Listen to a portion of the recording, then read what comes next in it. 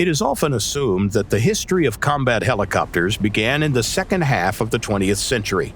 The images that usually come to mind are from Vietnam, formations of transport Hueys coming in to land under enemy fire, or swarms of attack Cobras escorting troops above the jungle canopy. Later, another war came to be symbolized by the Soviet Mi-24, the famous Crocodile flying over the mountains of Afghanistan. Of course, legends are not born overnight. The road to prominence was paved with trial and error. At first, rotary wing aircraft seemed more like a curiosity or a technical oddity than a real weapon. Their role was limited to carrying mail and cargo or adjusting artillery fire.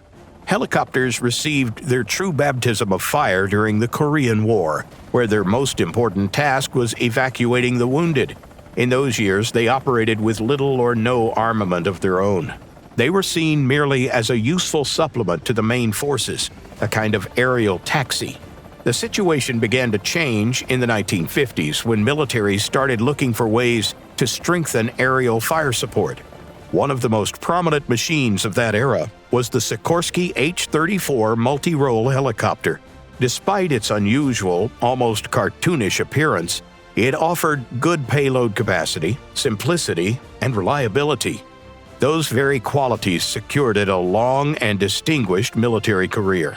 Gradually, the H-34 began to receive armament.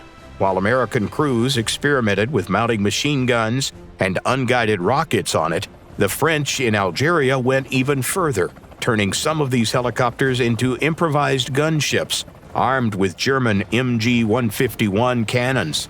Its exceptional reliability ensured the helicopter a long and varied service life. The British even created their own version based on it. Their heavily modified variant, the Westland Wessex, powered by new turboshaft engines, remained in service until the early 21st century. By the mid-1950s, helicopters had finally outgrown their status as exotic machines. From an intriguing experiment, they had turned into an indispensable military tool. In the Soviet Union, the answer to the demands of the era was the multi-role Mi-4. It was one of the first Soviet helicopters capable of carrying weapons and performing strike missions. The real breakthrough came in the 1960s. Numerous military conflicts demanded a different kind of aircraft, machines that could not only transport troops, but also cover them reliably with fire. It was this requirement that gave birth to specialized predators, the attack helicopter class. The trailblazer in this class was the legendary Bell AH-1 Cobra, slim, fast, and bristling with weapons. It was designed specifically to cover troop landings in Vietnam. Soviet engineers took a different path. Their Mi-24 combined devastating firepower, solid armor protection, and a compartment for troops. Because of this unusual combination of capabilities, the aircraft earned the nickname the Flying IFV. In just 2 decades, helicopters traveled an extraordinary path from experimental machines to one of the key arms of combat aviation.